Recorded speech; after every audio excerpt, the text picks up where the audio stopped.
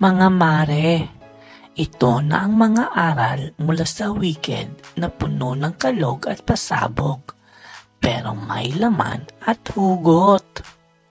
1. Hindi kailangang perfect para magpakatotoo.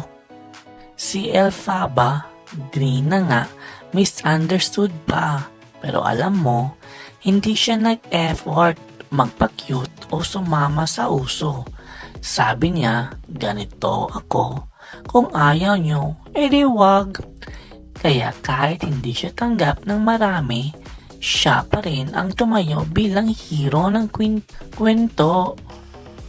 Lesson: huwag ka lang magpakahirap mag-fit in sa mold ng ibang tao. Ang pagiging iba mo, yan ang tunay na magic mo. Char! Ikaw ang sariling Emerald City ng buhay mo. 2. Ang tunay na kaibigan, hindi lang pampakita ng good vibes. Si Glenda at Elphaba, para silang tubig at langis sa simula.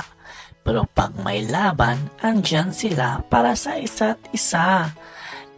Kahit nagkasakitan sila, solid na friendship. Lesson: mare, hindi mo kailangan ng friends na pang-post lang. Yung totoo, yun ang kailangan mo. Yung kahit sablay ka, hindi ka iiwan. Dapat yung kasama mo sa highs and lows, hindi lang sa group selfie goals. 3. Gawin mo ang tama kahit masakit sa ulo ng iba. Si Elphaba, grabe, buong Oz ang kaaway niya.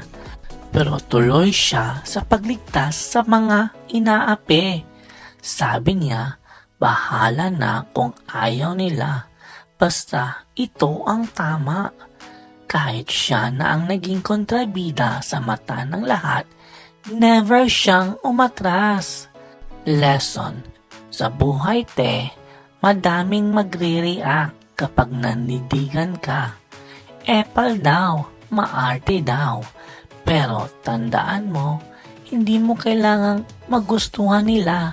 Basta ang puso mo nasa tama. Kaya kung naniniwala ka, laban.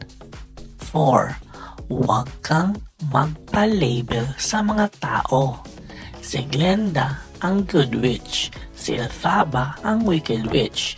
Pero sa totoo, hindi naman black and white ang buhay.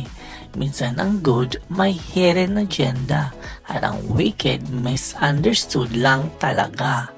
Lesson: mare, huwag kang tumanggap ng mga titulong binibigay sa mga tao. Di mo kailangang magpa-impress para lang tanggapin nila. Ang labels, pang-product lang sa grocery, hindi sa buhay mo. 5. Ang buhay puno ng twist, pero worth it. Si Glenda, akala mo arte lang, pero natutong magmahal at magpatawad. Si Elphaba, akala mo kawawa, pero naging inspirasyon ng marami. Kahit ang landas nila magkaiba, pareho silang lumago.